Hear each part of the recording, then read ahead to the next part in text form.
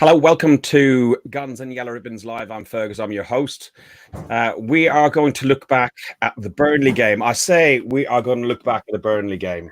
And Dan will get that joke. I say, Dan, do you get that joke? Yeah, man. I've recovered from the weekend. Have you, Fergus? You know what? It was my birthday yesterday. I share it with the mighty KC, Kevin Campbell. I am younger than them, obviously, as you can see. But yeah, no, I don't know if I have recovered. 500 miles, 20 miles around the M25 yesterday as well. And we drank lots. Well, we did. I was with you, mate, and I was fine. I mean, I didn't get any sleep or anything either, but I was all right. No, you never slept cold, did you? It was good. It was. I good have fun. not witnessed anybody, Dan. I have not witnessed anybody, bar maybe a baby of about 6 months old, that sleeps as much as you do. Man, how do you think I get this beautiful face? Beauty sleep, mate. Beauty sleep. You're not supposed to laugh, Corey. You're supposed to agree. The away day sleepers, they're the worst, Fergus. They're the worst. The away day sleepers.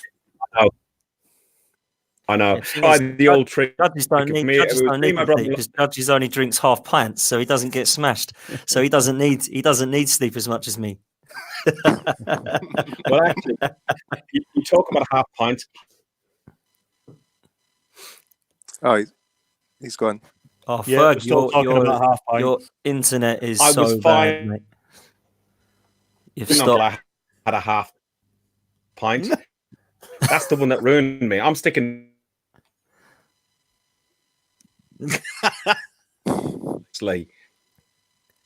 He's still going. He's still going. Yeah. So he's still going. Come on. He's still going. He's still going, I think. Fergus. Safer. He's still going. Is he still going? Half. Ferg, you're gonna have to stop, mate, because you're. He was a bit like that at Burnley, wasn't he?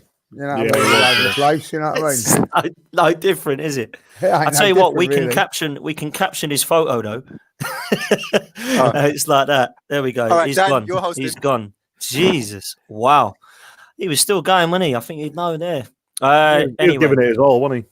Oh, it was, mate. Before he comes back, I've got to go to Scunny first, because that was the first away game that me and you have done together.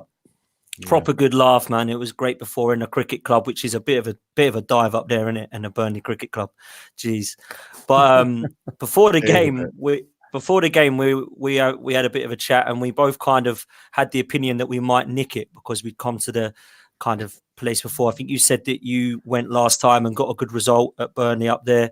Yeah, end of last season, mate. It was 5-1, so it was last game of season for us.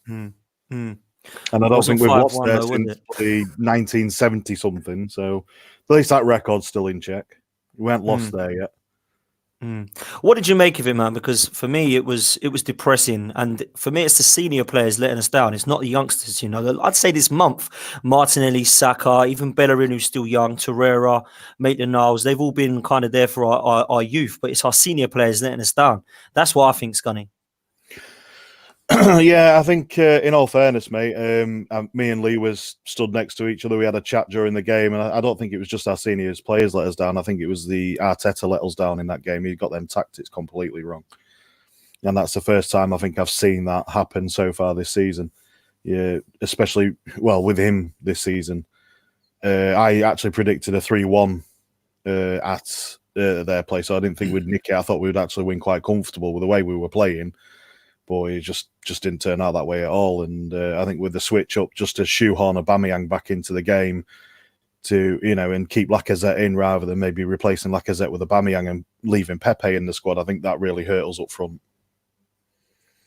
Guys, Fergus, you're back. I'll let you take over, man. With 50p in the meter, I have got internet back for now, at least. I don't know what my wife is doing, so She must be watching. Keep blaming her. She's on the bike getting it all going, isn't she? Like that. Thank you. That mouse won't cut in it anymore, so you got the wife to do it instead. Yeah, that's it. Listen, just Mike. Obviously, you've introduced yourself. Lee, hello, mate. You okay? Happy birthday for yesterday, by the way. I hope you had a good day. Like, Thank you very 49 much. undefeated. 49 undefeated. Yes, absolutely. And Corey, I hope you're well and enjoying this. We've also got Johnny, who's looking extremely relaxed again, as always. So, always. How are we? Rushing around trying to get this bloody laptop to work. No, that's all right. Don't worry. Nobody else has any You live IT in the issues. same house, you two, or something? Do you live in the same house? Well, okay. Let's get a grip. Let's look at the game. First of all, we took the long trip up. It was a 6:30 departure from sunny Essex. There was a few of us in the car. We met up with Lee. We met up with Mike. We met up with Ross. He was miserable. Met up with Tony and loads of the others. Trev was there as well. Trev wasn't drunk at all, honestly. 2.45 a pint of Guinness. He was like a kid. He was like a kid in a sweet shop. Honestly, it's so cheap up there. Absolutely so cheap.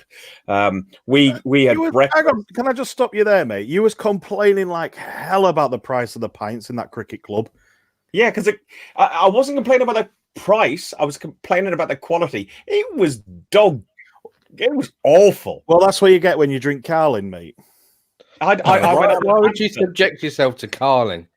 I done Amsterdam. I done loads of beers. That cricket club was the only thing that was good in the cricket club was afterwards, which when we had the Jaeger bombs at £2 a pint, and Dan and my brother-in-law were like popping to the guys in the Corsa with the rave music on. Mate, what were they listening to? Oh, I don't know. I'm too old to know. Benny and Hot, pies, peas and gravy. All the experiences I've been up north. What did we make of them? Dan, you had the Benny and Hot. What did you think of it? Well, I did a quick podcast before the game with one of the Burnley lasses who runs a podcast, and she asked me to jump on with her just to give her Arsenal perspective. And she said at the end of it, she said, "Make sure you try Benny and Hot." Now, I've never heard of this before in my life, so I went out at half time, and it was freezing up there, and this was like a kind of hot liquor. So I thought, "God, do you know what? I'll have it." Got you a lot of beer. And I think you had a bit of it, didn't you, Ferg? It was quite nice. I had a few of them, actually, yeah. Yeah, warm me up. So, which is what we needed. And do you know what? Result aside, which we'll go into in a bit, I had a wicked time, and you boys made it, to be fair, because it was shocking 90 minutes of football. And just to socialise with you boys, and on the way up there, Ferg was great. On the way back was great, and staying the night over there was superb. Well, I don't remember the bits I slept for, but I can remember most of the day that I was there, mate, and the night. Just great time, mate. Great time. You did wake up. You were awake for about 10 minutes before we started. By the time we got on the M11, you were asleep. And then you said, "Oh, I want food about before 9 o'clock." He was sound up when we got to Doncaster, so I jumped onto the M62, carried on across. And he started to wake up just as we pulled off the roundabout on the A56 coming into Burnley. He said, "Oh, we'll stop in a minute and have some food, Dan." He said, "Oh, that'd be good. How far are we?" I went, "We're there." Well, listen, man, I had a nice sleep. We're talking about the trip because it was a great trip. It was a good away day. It was a good to meet up with everybody and everything else. And it's really, really enjoyable. But I think the reason why we're talking about the trip more than anything else is the football was absolutely dire. Arteta's blaming long grass and dry pitches. What did we make of the lineups? Lee, you were talking about the lineups. We had a quick chat afterwards, and we're talking about the lineups and stuff like that. What did you make of the lineups overall? I was disappointed with it, I have to say. I think that I'm not criticising Arteta. I'm never going to go down that route at this moment in time. But I thought that he catered for certain players in the team, and that meant that players like Martinelli were put out of position as well. I can't understand why our two best players have been Saka and Martinelli, and unfortunately, Saka got injured. But they broke up that partnership and put Aubameyang in there, and just didn't work. Like it was, all our good play over the last few games has come down the left, and I felt that was a wrong decision. I felt that for the first time, I was questioning his team selection. The Torreira being left out as well. Mustafi coming straight back in after being stretchered off at the week on the Monday night. But in saying that, he done really, really well. But I just felt we lost the momentum of the game. It just wasn't. I don't know if he was looking at Burnley, give him a little bit too much respect. I don't know. I'm not so sure. But I was disappointed with the team lineup, and the actual performance was as well. It was back to the old days. But the one good thing about it, and the positive was a clean sheet, and we me and Mike. Mike, I'll tell you what, Mike was going every 2 minutes. They're going to score in a minute. They're going to score in a minute, but they didn't. So there's the positive, Corey, what was your thoughts generally of the lineup, and just roughly the first half? In the first 3 minutes, Lacazette could have scored, and if he scored that goal, we'd be talking about a completely different outcome in a completely different game. Yeah, no, exactly. That header, that should be food and drink for someone of Lacazette's quality. But it kind of fits in with his form of late. Yeah, it wasn't great. I'm with Lee. Like, the team selection baffled me a bit. Not baffled me, but obviously Aubameyang sort of come back in the team. I expected Lacazette to be dropped, not Pepe, because obviously he's woefully out of form. We are struggling for goals and sort of trying to force Lacazette into the team when he's not giving us what we need. Didn't make sense to me. I expected Aubameyang to go straight back up top and keep Martinelli and the Saka partnership going. So that, I was disappointed when I saw the team line up. Torreira being dropped as well. Why? I don't get it. Guendouzi did have a good game last time out, but he shouldn't be in the team at the expense of Torreira. So Dan, thoughts on Torreira being dropped? Yeah, I didn't get that at all, man. The only thing I can think is that because of Burnley's set pieces and crosses that they normally put into the box, they're quite physical. I think he went for height. I don't think Guendouzi and Saka works at all. We missed Torreira, and when he did come on, we did look better. He had a good game, I thought, Torreira.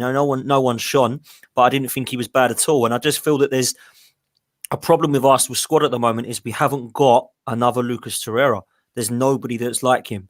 So we have to play him in every single game. And I think that proved it on Sunday for me. So Torreira was a massive shock that he weren't in the side, and it disappointed me because I'm a massive fan of him. And I actually think he's probably been one of our most consistent performers since the Arteta reign. Mike, Mustafi, I know you're not a big fan, but I came to you very much for that reason. Mustafi has, he's done all right of recent times, and Mustafi and Luiz under Arteta, is he making us eat our words? No, not mine anyway. 2-3 good games doesn't account for 4 or 5 years of absolute crap. Okay, likewise then, Johnny, if you look at Ozil, 2-3 crap years, does that make up for the 6 years of having Ozil the way he was again? Would you have started Ozil in this game, Johnny? No, we're not keeping you up, are we? Hardly. If you look at the stats, Ozil hasn't actually provided an assist away from home since January 2018. So why? It's nice that he turned up in Burnley. He went more north of Watford, but he did. He may have turned up in body, but not in mind. I don't think. Okay, so bringing you all back in, Saka, Martinelli both started. Saka was very bright. Martinelli was very bright. But I think, as we all touched and talked about, both on and off camera, was why put Martinelli and Saka, who are a tried and tested formula, why separate them? Who wants to jump in on that one? And like, I know, go on, Corey, go. Okay, so if you cutting in from the left, There's going to be way more goal scoring opportunities than playing out on the right if you're a right footer. So in order to get Aubameyang in the team along with Lacazette, you're gonna have to put Aubameyang on the left if you feel like he's your most dangerous goal scorer, and you're going to play Lacazette up top. I think it's as simple as that. Okay. And That's what I say about catering, though, because the decision wasn't that, was it? Martinelli's been our best player over the last 3 games. So it was out of Aubameyang and Lacazette, in my opinion.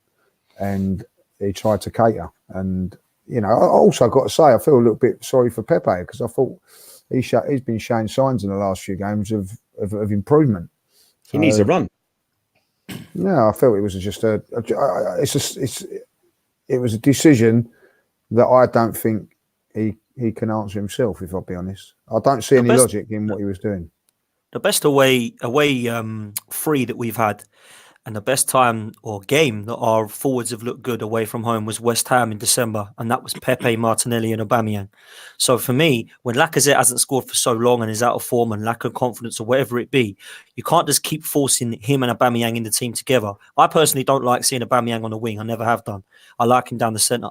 So that means that you play 2 wingers alongside him. And when Pepe and Martinelli play alongside Aubameyang, we look lively. Pepe hasn't been that bad. I don't, like Lee says, I don't understand why he deserves to be dropped. Laka deserves to be dropped, and so does that idiot behind him who plays in a number 10 role.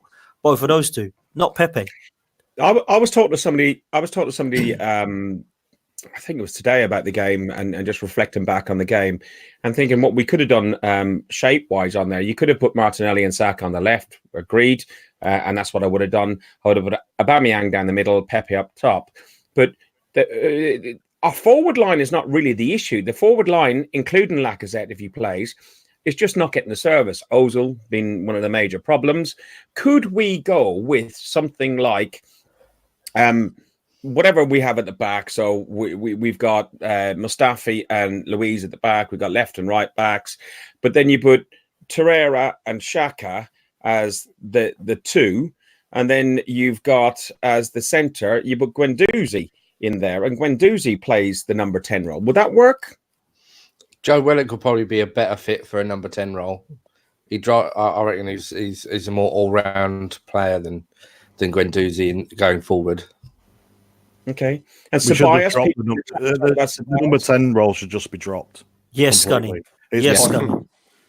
It is a pointless position now in the Premier League. There's not very many teams that even use it anymore. For us to keep shoehorning Ozil into this squad when he's not even doing anything, you know, just to get that pre-assist extra bloody stat, do one. You know, he's not doing anything. He's not providing anything. He did one little decent flick on Burnley. He didn't do nothing else. So what would you do differently if you didn't have a number 10? How would you have that midfield behind the front line? The midfield that I would prefer is a decent defensive mid, which we've got in Torreira.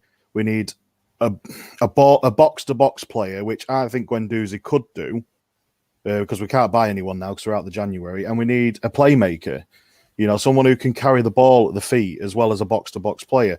So we need something like that. We've got someone like that in Ceballos, potentially. We haven't really seen what he can do, because under Emery, what was he doing? He wasn't really doing anything. You know, no one was playing in the decent position under him. So we've not actually seen what he can do yet. So as regards to number 10, it's dead and buried. It's gone. It needs to die a horrible death. And Lee, what do you reckon on what Joanne is saying on here? Joanne is saying, is it going to pop up yet? The balance is in the side isn't right. I think we all can agree on there. But in particular, looking at like Ozil, he does get a lot of stick. But I've said it before, I don't think he's got the right players to allow for his movement. I've also added to that before. I don't think he's actually suited to the Premier League. But what do you think on what Joanne is saying on here? Yeah, I do agree with what you're saying there, but like I do think there's an imbalance in the forward line. There's also an imbalance in the midfield. The midfield's not right. We were saying that when we was there. It you know, like against Bournemouth, you know, Guendouzi was outstanding in there, but then you know, Torreira I think has got to play in that holding role, as you say. But I also think that when Ceballos come on the other day against Bournemouth, he really showed something that we haven't got. Someone that was picking the ball up, forward passes into areas, and also he can run with the ball, but he's not being given the chance. With Ozil, he's more Ozil is sort of a player that gets the ball and just passes it. He doesn't look to go past players and run the 20, 30, 40 yards. But I think there's an imbalance in the side that's wrong. Is Ceballos the solution that we need because we're missing Ramsey? Well, I think we're missing Ramsey more than what anybody ever thought that we would do. You know what I mean? Because of all those midfield players, there's no one that's looking to get beyond the strikers, getting goals. You know, people used to criticise Ramsey for, you know, leaving his duties, if you like, to get into goal scoring areas, but we don't look to be getting any goals whatsoever. I do agree that the move. I actually think the movement from the front players is really, really poor as well. It is poor. So when players are looking up, they're not getting the ball. But you also got to understand that the system that Arteta's playing at the minute is, I think, is because he doesn't really trust his back four. So they're all dropping deep, and then the midfield's dropping deep, and then the forwards on it. And like from corners, we've got no one up front. You know what I mean? So, you know, like, we can't really attack teams. And then you're asking players like Lacazette, asking Aubameyang and Martinelli to run 40, 50 yards before they get into the danger zone. And then you're asking midfielders to try and find them. So I think the imbalance from the attacking side is not quite there. I think that Arteta is trying to address the defensive side, which he is, because teams are not taking pot shots at us no more. But we're not looking as potent going forward. And I think that what we need to get in there is someone that can pick the ball up and is prepared to run with the ball. And Ozil is not prepared to do that. I'd agree 100%, because like, we were behind the goal, especially in the first half that we were attacking away from. We were behind Leno's goal, and we'll talk about Leno in a minute. And I'll be interested to see what the other guys think as well. But we watched, and I was standing with you, Dan. I was standing with the others, and we were looking at the shape of the back four and the way Saka was tucking in, the way Xhaka had a great first half from on front of us. Gets a bit hazy after the first half, if I'm honest. but defensively, you can see that that's where, like, all good teams start in a defense, and if you can get the defense right, then you can build from there. And I think with what we've got, he's doing the best he can, and it's got to move on to midfield, and then the forward line. We don't really have huge issues with if they can get the right service. Corey, what did you make of, like, the defensive setup that we had? Could you see it on TV from where you were? You know, a bit, but it was fine. I think defensively, although we did concede, Burnley had the better chances, but I didn't ever feel like we were all over the place, or, you know, people didn't know what roles they were supposed to be doing. So defensively, I think we were although we can see the chances, we were fairly comfortable. So I didn't really have an issue with that side of things. Okay. We talk about Leno, and Joanne again has popped up. And we talked about it at half time among all of us. And we said, Leno, not that his distribution was very poor on Sunday. I actually slightly disagree what you say there, Joanne. I think more that his distribution took so long that he was giving them 10, 15 seconds so Burnley could regroup, push back up. And it just seemed, even thinking back again when I was thinking about doing this today, thinking back on the game, it seemed that everything was pressed up and it was all played around the centre circle. Johnny? Yes. Thoughts? That's why you're here? I was listening, but you just throw to me just like completely randomly in the middle of a sentence, so you kind of take me on my back foot. Right. Distribution's been a bit hit and miss all season. I mean, it's been fantastic saving us from losing so many games, but distribution is not like back in the day where you had Seaman would grab the ball and he would throw it 30 yards to set off an attack, just like bang, go. And then Henry and other players will be just bobbing it down. We're trying to build up from the back, and it's just not clicking as much as we're expecting it to. But how do we know that this isn't part of Arteta's plan going forward? He might be doing exactly what he's being asked to. So you've got to take that into consideration as well. Mike, we talked at half time about Leno and his slow distribution and stuff like that. What are your thoughts on Leno's overall performance for the game? It's just the only reason why I reckon he had a bad game is because of that reason there. You know, where he's trying to play out from the back and then taking so long to decide whether he wants to kick it forward or not. I think that was the issue overall. I didn't think he had a bad game. He made some it was great just saves. that made it worse. Yeah, exactly. He did make some good saves, but I think that's what made it worse, and that's why it was like that. But similar to what Johnny just said there, no one knows if he got told to do that during that game. So when you see Arteta on the touchline and waving his arms to try and kick it forward, you know, as he just decided to change his mind to tell him to kick it forward, then it's really what you should be doing. I think the keeper should be made to do it. You know, make your own decision. You're in the middle of the game, sort it out yourself. In that Well, sort of sense. Arteta did drag Leno up at one point, and he spoke to him, and I don't know what was said. I expected something about. You would have thought that it's about get the distribution out quicker and move it quicker.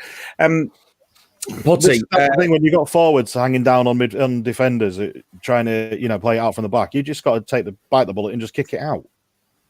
Yeah. Don't take 10 years to do it. Anything to add on the Leno thing, Dan? No, I just think it is something that was going to take time. And again, it comes down to him being coached in a short space of time by 3 different managers. You know, he's had Freddie, Mikel Arteta and Unai Emery telling him to do separate things maybe. Unai Emery was all about playing out from the back, and Leno's got that installed in him now. I think that was, let's remember, the reason that he was picked ahead of Petr Cech last season, for the pure fact that he could do that as a modern-day goalkeeper. So I don't think the issue lies with Bernd Leno. I think he's been one of our most consistent performers. I hear people give him a lot of criticism. Apart from the Chelsea game at home, I don't really think of many horrendous howlers he's had. I don't see at 26 million that he's not a great goalkeeper in terms of a signing when Kepa was 75 million.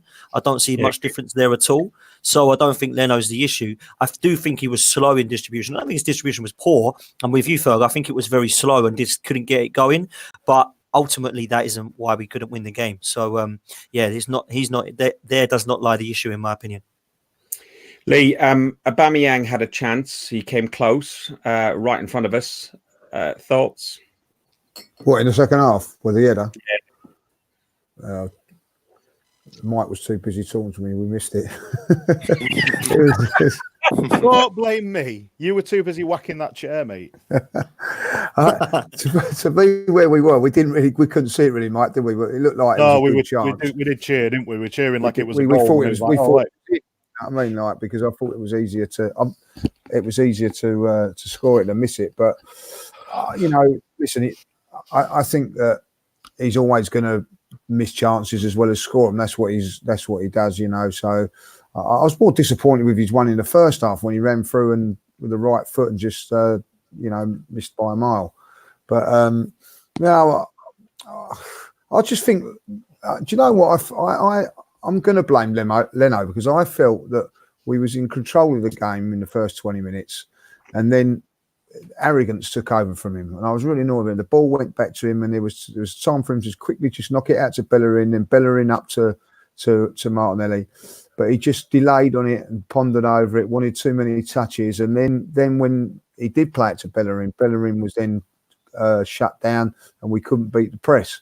And I just felt that there was a little bit of arrogance in our play from that moment on. We lost the midfield battle. And, listen, I think we've been a bit too critical of us at times because I think that Burnley weren't too bad. As Kenley was there that day, turned around and said, their last 2 home games have been Chelsea and Leicester, and they've beaten them both. And so we got a point out of it. So that was a positive. But I just feel that Aubameyang had that chance. And listen, is it because he's out wide that he still gets these chances? I don't know. I just felt that the chance he had in the second half that you didn't see because Mike was talking to you was that's when he dropped into the centre. He dropped into the box. So and I thought they were switching to a 4-4-2 or something like that at that point. A question: I don't know if you could pick it up on the TV cameras, Johnny and Corey. You can come back on this one, and then we'll say about in the ground. David Luiz was getting pelters all day from the Burnley fans. We were right by the Burnley fans. Every time he touched the ball, it was boo, boo, soft Arsenal bastard. It was it was stronger than that, but there was lots. He was just giving stick. We couldn't figure out why. Did you hear it? I know why. Yeah. Go on then. Why? When we played them earlier in the season, it was David Luiz who came out and said that Burnley play anti-football. He said that last season. He said that last season. Sorry, last season. Yeah, and obviously they've taken exception to it, and they've remembered it, and they won't let him forget. So that's the main reason why. Okay, I'll tell you somebody else who did remember it as well. Now that we understand, a lot of the other stuff now makes an awful lot of sense, because a player who I'm a hit and miss on, but I absolutely fell in love with for his captain-like behaviour against Bournemouth, but also he's red and white through and through. Matteo Guendouzi. When David Luiz went down in the box, and you won't have seen it on TV because you made sure the cameras and the referees didn't see it, he was facing us, looking at the Burnley fans. He was flicking them the bird. He was calling them all sorts of names. They were giving him loads of grief. And he was standing by his man. He was standing by David Luiz. And Dan, do you want to come in and say what he did at the end of the game? Yeah, well, me and you saw it, and we both just said, "Wow, this is why I love this guy." This is why the people who give him stick, I just can't stand it, because I just think he loves the club. He's got so much passion, and he, for me, is superb for his reaction. And that was to drop kick it and pretend to convert a rugby shot. And then he was doing this the whole time, looking at the crowd, flicking the ball back with a rugby ball. And I just thought, mate, that is just top draw. And all that, to be fair to the Burnley fans, who I thought were great, I must admit, because we were right next to them, weren't we, Ferg? But they were loving it as well. But you could just see Guendouzi was like, don't take the piss out of our players, mate, because I love you. And that's what you want to see, And people say, like, he's naive and he's young and he should get his head sorted out. Nah, man. No one was saying that about Martin Keown and Patrick Vieira, because they'd be doing exactly the same thing. I love this guy. I think Guendouzi could be a top draw player. I really do. Finishing up on this game then, Mike, Hector Bellerin and Johnny, then you can come in afterwards. What was your thoughts on the game? And then we can go around and see who you thought the man of the match off the Arsenal side, who was that game. Mike, do you want to go first on Hector Bellerin? What did you make of him? Do you think he's getting back to his best, or do you think he still looks a bit overweight and just slow, like me? No, I thought you were all right. To be honest, I wouldn't even thought he had an issue. No, he was all right. I wouldn't have brought him up in an issue. I wouldn't have thought he was the worst player on our team that day. So. Who was? I thought Ozil. Okay. So yeah, there's my worst player of that game. I thought he was terrible. But yeah, as to go with Bellerin, no, I didn't see an issue with him. I thought he did all right. He has lost a bit of pace, but I suppose coming back from a big injury like that, you're going to lose a bit. Aren't you? You just got to get back into fitness and carry on. But the best way to do that is keep playing games. No, agreed. What was the other part of the question? No, just we'll come around with man of the match. Who you thought your man of the match of the game was? So, Johnny, do you want to finish up on Bellerin? Did you have anything to add on Bellerin? Did you think he's improving? Do you think he's coming back to his best? He gets better every minute he plays, but I don't see what you're saying about overweight. Do you think he's had too many vegan sausages? You think? I don't know if he's bulked up too much or whatever. I've noticed him when he come back this season. He just looks slower than he was before. Yes, he is coming back to a level of fitness, but I just don't think he looks like he did 2 years ago when he was bombing up the wing. I don't think he's as quick as he was. He's still as much mental as it is physical.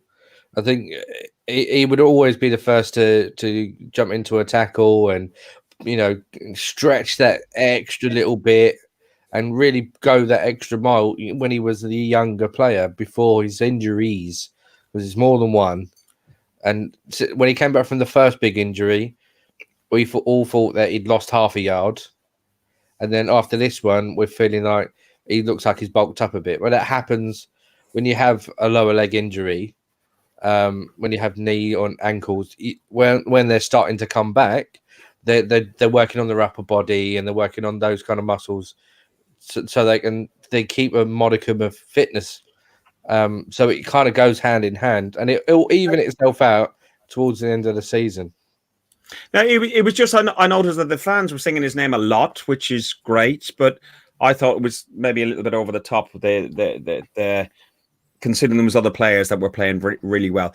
So, Johnny, starting with you, your man of the match for the Burnley game, an Arsenal player, or you can go Burnley if you want, but I would say an Arsenal player. I'm going to agree with Russell and Joanne, just to piss Mike off and say Mustafi. Corey?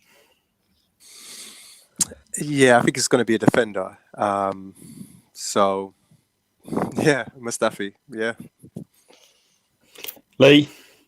Yeah, for me, Mustafi was our man of the match. I thought he had a really good game, and yeah, it's great to watch it. And him probably play his best game next to Mike. Yeah. Okay. Dan? Oh man, this is horrible saying this, isn't it? I can't stand the guy. Can't stand this guy, man. But I'm gonna have to go with him.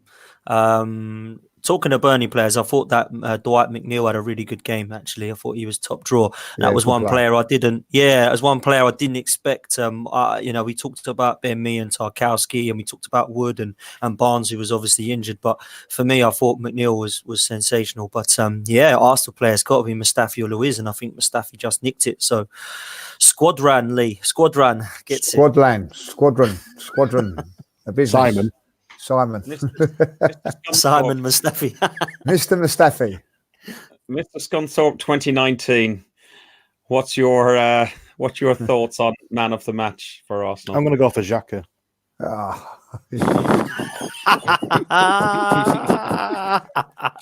Did really well in the first half, played out of position in the second half. I thought that's quality, that, and he's not done. It's not the first time he's done it either. And you know what? I'm going to go for Xhaka. You know what? I don't like the fella. I don't think he should be wearing an Arsenal shirt, but I don't either. I can't argue with you.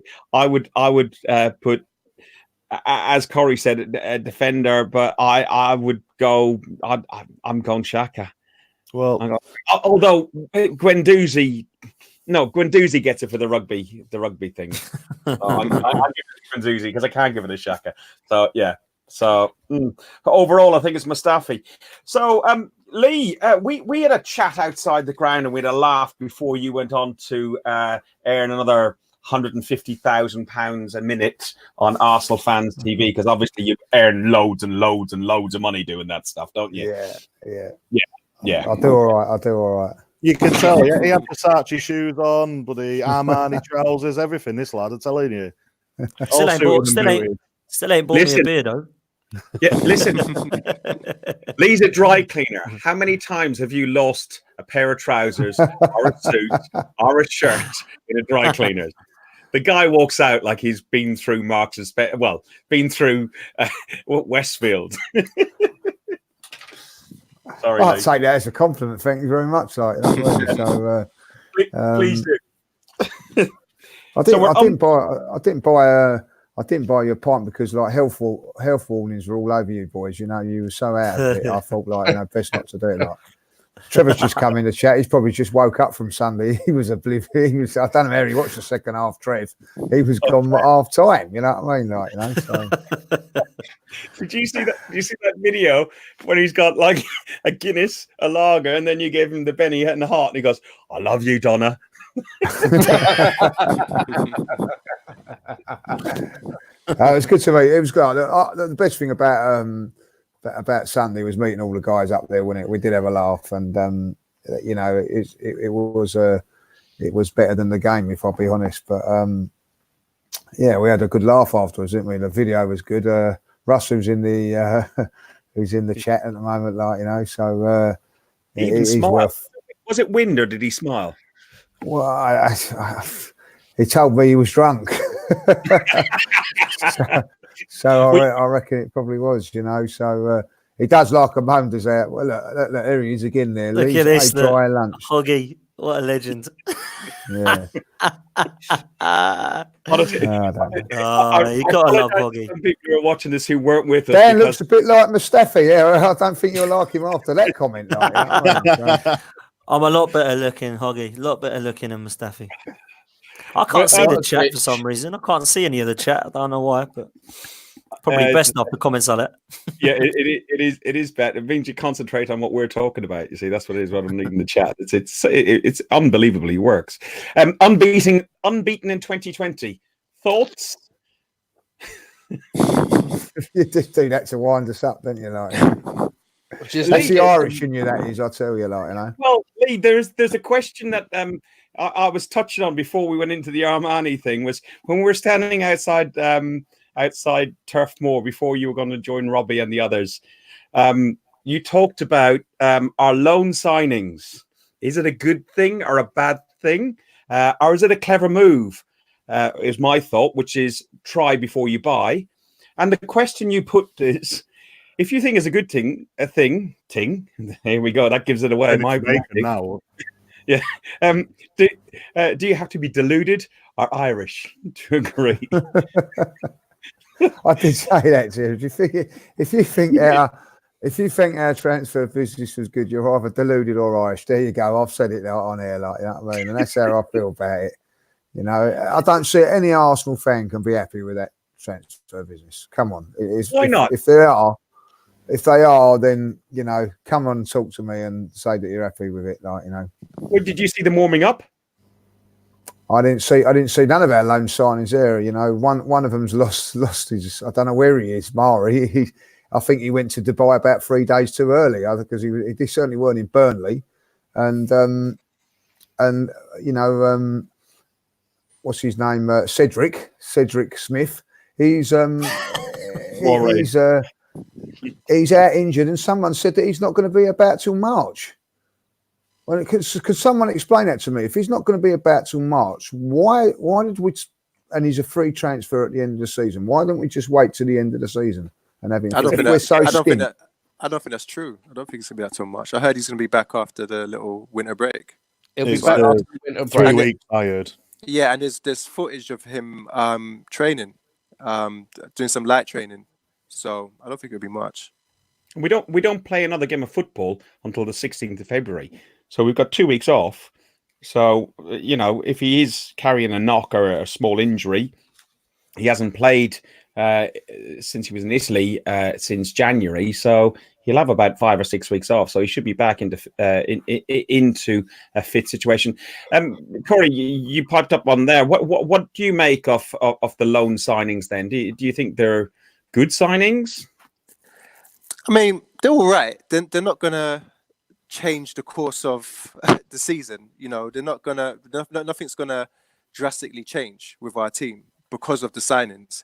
They're just useful signings at this stage. Whether it's done as a permanent or loan or whatever, I don't think that's for us as fans to really worry about. We worry about who goes onto the pitch, who performs, and that's it. Not how they got here. If they're good, then they'll be here next season as well. So I'm not getting too caught up with, you know, money and loans and permanent signings and whatnot. They're all right, but yeah, it's not going to change much, is it? No, I don't think so. It was about getting numbers in, though, wasn't it? It wasn't about getting the big money signing. We didn't need a big money left back because we've just signed Tierney, so we needed a number to back up Saka and Kolasinac, who's going to be back after the winter break. And then we've got at centre half. We needed another body there, so we've got Mari, who's experienced. He's had a fantastic season in Brazil, basically Flamengo's best player all season. On the back of his performances, they won the Copa Libertadores. So he's not as if we've bought, you know, crap players. We've bought Cedric. But We've Johnny, got 120 Premiership appearances for Cedric. He's not as if he's not experienced in the Premier League. And we got him for bugger all. At the end of the day, we got him for naff all. We can't get a youth player for what we paid for him. To be honest, I agree 100% on the Southampton player, Cedric Suarez, Mari, whatever way he's going to be pronounced. Saying his experience and saying he's played really well in the Brazilian league. He was at Man City, couldn't get a game, and he was out in the second tier of Spanish football. So who knows on that? But the question I want to, and it's one again, Lee asked the question, but you answered it on the WhatsApp chat beforehand, is worrying signs about Arteta. There's talk about people saying about his tactics and, are the club going back with him? How long will the Arsenal fans, you're going to answer this one. You are going to answer this one, Johnny. How long are the fans going to be accepting that we're probably going to end up 9th or 10th this season? Go, Johnny. All right, that's how many weeks Arteta has been in charge. End of December, he started 5 weeks. Anybody who's doubting Arteta at this point, shut up. Keep your opinion to yourself and support the team. Stop saying Arteta doesn't know what he's doing. Well, as soon as he left Man City's form started getting worse. Tactically, they're getting worse, and people are figuring out that Pep has always had a number 2 that's always helped him with the tactics and so on. We've got the right man in charge. You just have to give him the time he needs to get the team playing the way he wants. He's given the team a week off, and they're all going to Dubai to have an intensive training camp. And it's the first time that he's had a whole week without a game or 2 games, and sometimes 3 games in a week since he took over. So give him the time to actually work with the players and just see this as the opportunity we need to play the way we want to play and play the way that he wants to play.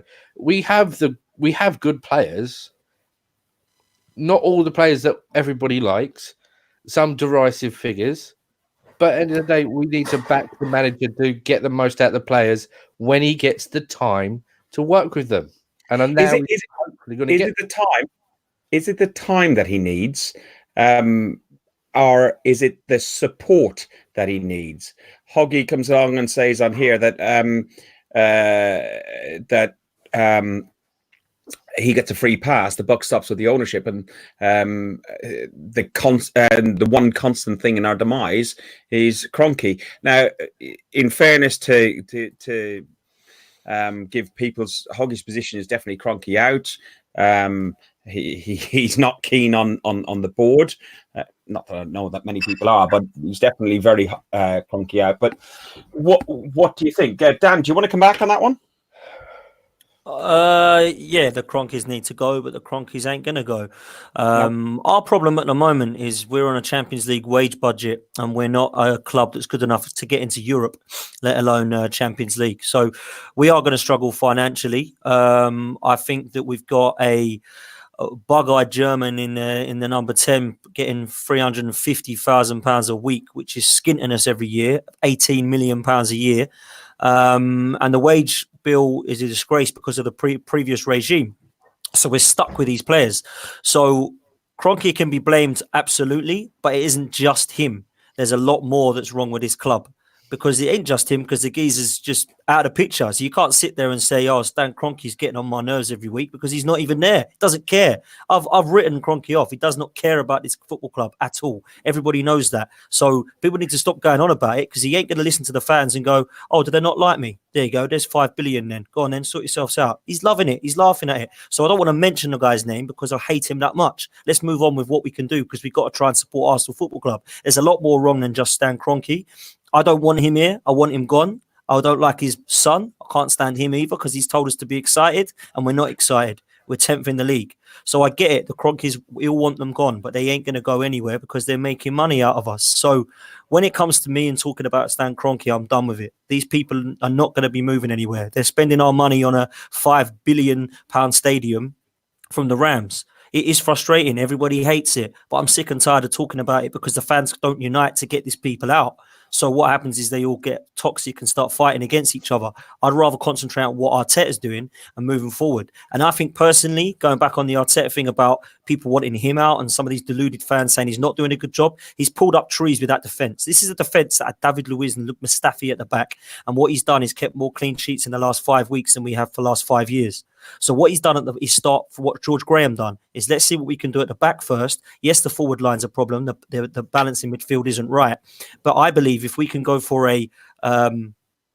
with a free in midfield, like a hard-working, tireless midfield, and then the three that we want to see in Pepe, Martinelli and Aubameyang, then I believe that we can get it going in the next few weeks after this winter break. And no, Hoggy, you will never stop moaning. And I don't care. I love you for it. Mike, Lee, anything to add on that? Listen, Arteta, you know, as Russ put in there, has got a free ride at this moment in time. But listen, it doesn't matter what he does if he's not going to get backed. He's going to foul. It's as simple as that. And no one wants to see him foul. Arsenal in a position now where I think going back into 1983. Now, whether it worked or whether it didn't, Arsenal were in the doldrums, just like we are now in that time. We'd lost some star players like Liam Brady, etc.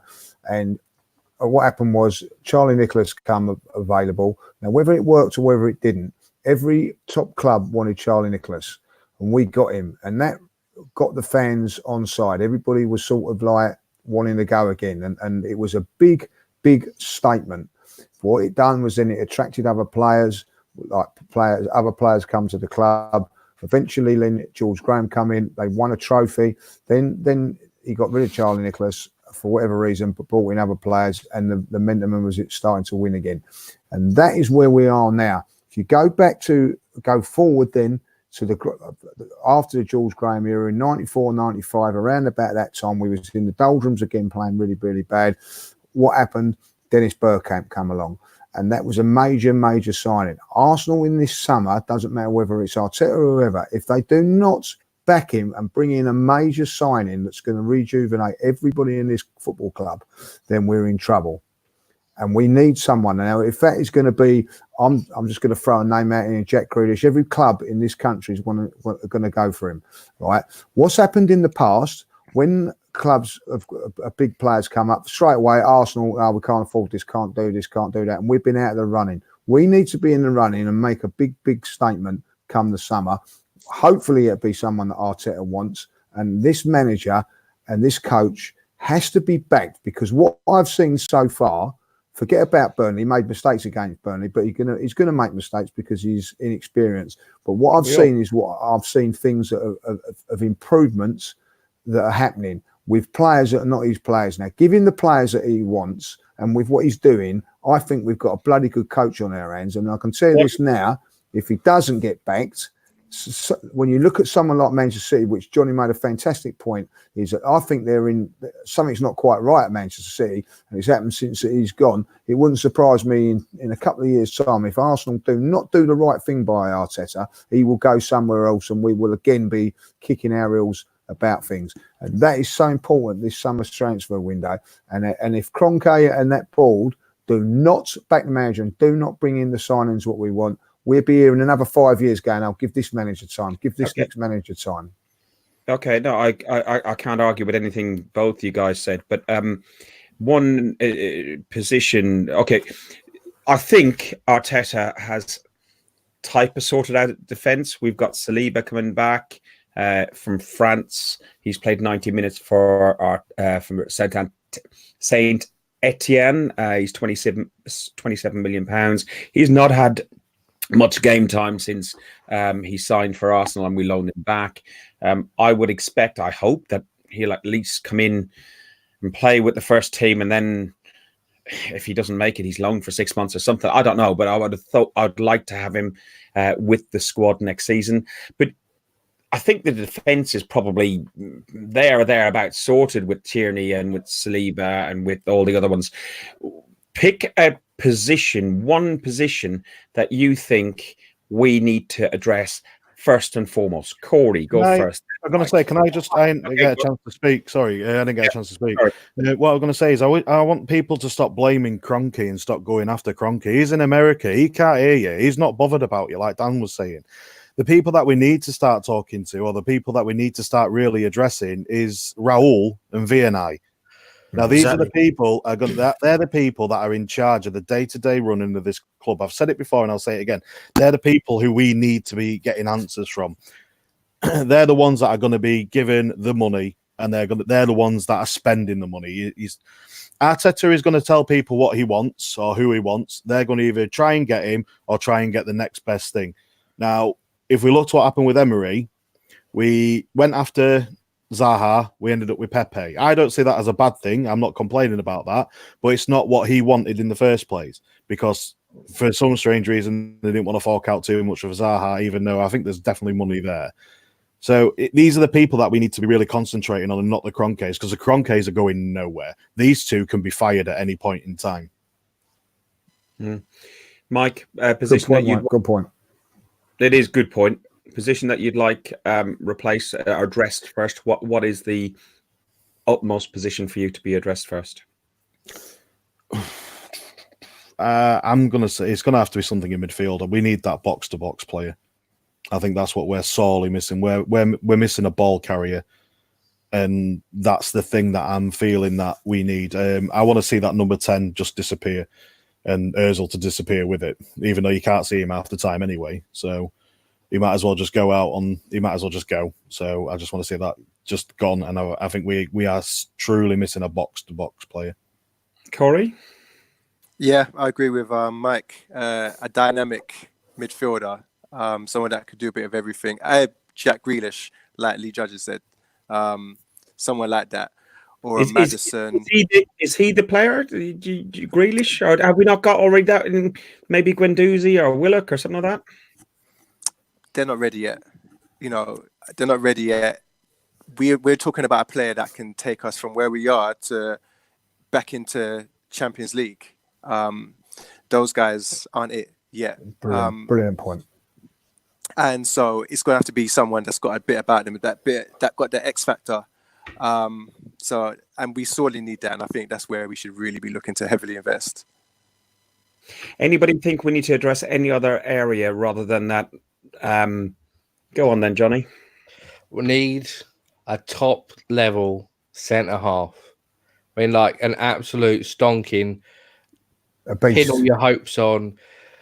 Upamecano, Van Dijk, some massive centre half to come in and say that is the man who we're going to build our team on, and then go work through the spine of the team, because we've got a top keeper, we've got top strikers, we've got some really good players in midfield who need someone to build on. And I think if we got a top level centre half with Saliba coming in and the experience of Socrates and Luiz, and Chambers come back, Holding backing up, Mavropanos is going to bugger off. We can see that coming. It really needs to be a top level centre half. Blow the budget. Sell Granny Silva. Get a centre half.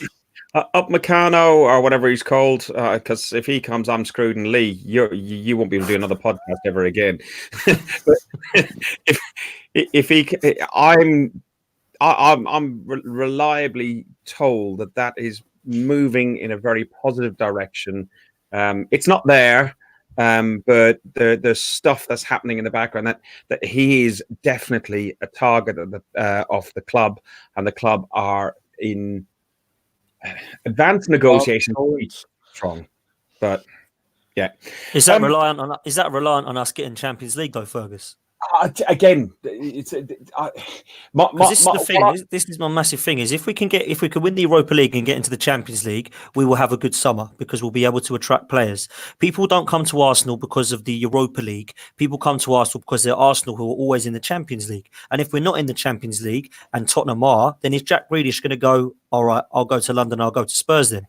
That's my point. So we need to get back into that Champions League ASAP if we want to start attracting these big players, because otherwise we're not going to get the what we need is a Van Dijk, a N'Golo Kante, and a Jack Grealish. The next three of those upcoming. We're not going to get those if we're not in the Champions League, in my opinion. That's I my think problem. we're going to miss a trick if we don't give the time to the youth players that are coming through now. I mean, I keep going on about Willock every podcast. If Willock needs more time, and we've got massively exciting players. We've got Pepe, he's in his early 20s. We've got Saka, we've got Martinelli, we've got Smith Rowe, we've got Nelson, we've got Willock, we've got Guendouzi, he's only 20, 21. We've got so many young, fantastic players that we can build on, but I think it really needs to start from the back.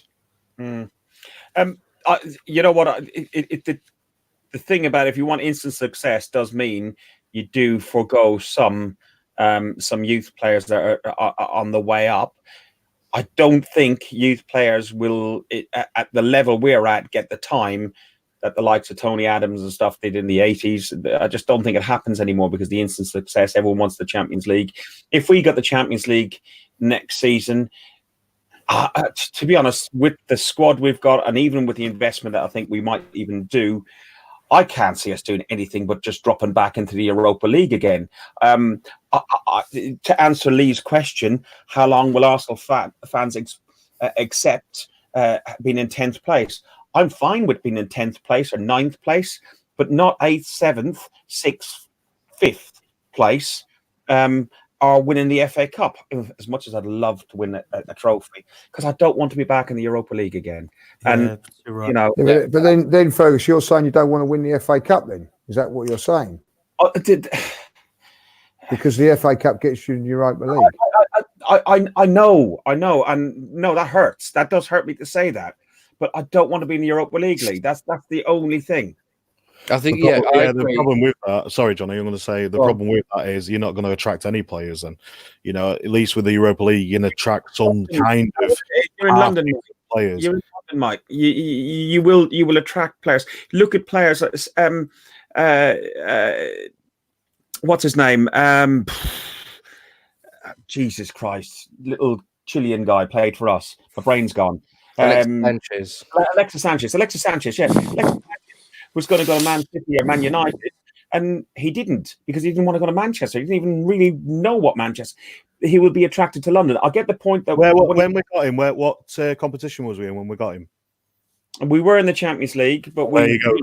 Manchester United at the time. Can I just say something about that? You know, Suarez was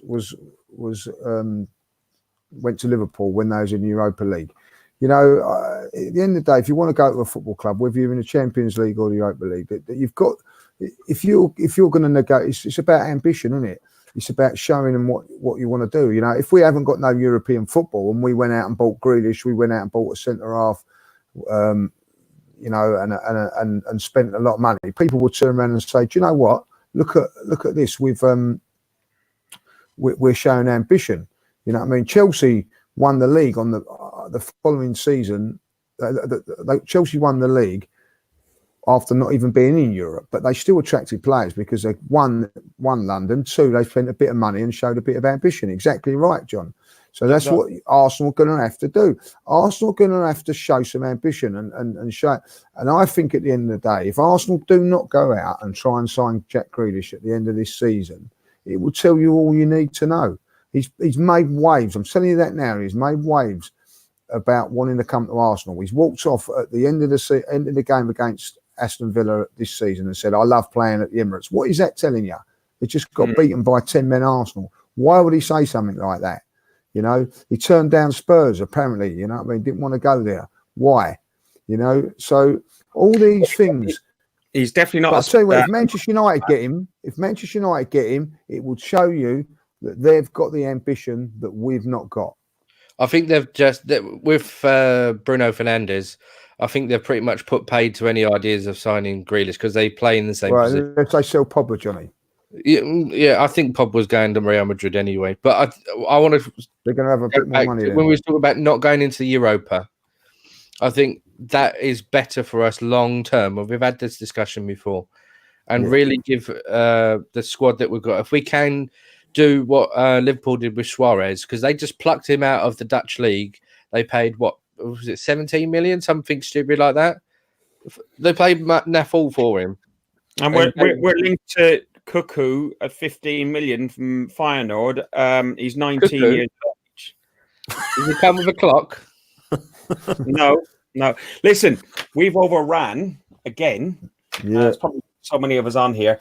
But the final thing before I want to go is I want to quickly ask Potsy, and I will put the video up, give us a couple of minutes chat about old boy Les, who we met, the Burnley supporter. He's 73 years of age. He told us some stories, didn't he? And then we'll close. Yeah, it was great actually to listen to a kind of old school Burnley sort of fan, probably about 78, 79 years old, this lad in the pub. And Hoggy, I know I'm talking about, because Hoggy come up and spoke to me and Ferg and Mike, who were talking to him, and he was just talking about Burnley in the old days and what it used to be like, and how they all had trades when he started watching them. You know, they were all basically plumbers or sparkies or whatever it was, and talking about Sean Dyche being, in his opinion, the best manager they've had, and just great to hear what it is supposed to be like, in my opinion, to be a football fan, not just a Burnley fan, no matter who it is. Old school, proper, loved his football.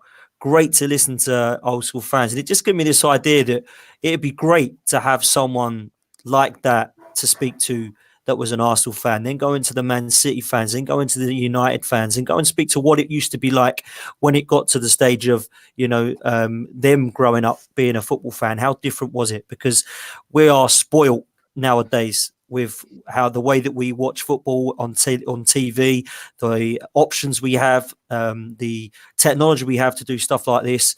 And it was just great to hear how it was back in his day, and what a lovely man.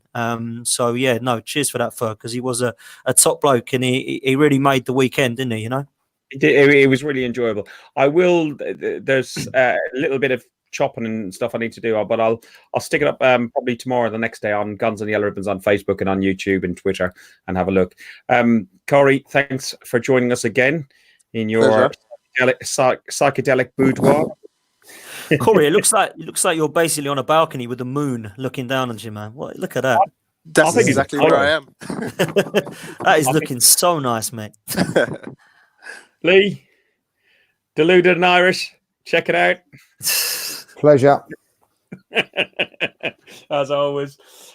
Johnny, you can go have that pee now, because he's in the private chat going, I need one. I just see that. It just made me laugh. Mike, you doing your hair tonight? He's got his rollers in, don't you know? That's where he has his hat on. He's got the rollers in. The sun is the Scunny's got his hat on. Hip hip hip hooray. It's getting boring now. Potsy, we've exchanged more than stories in that 5 hours on the way back.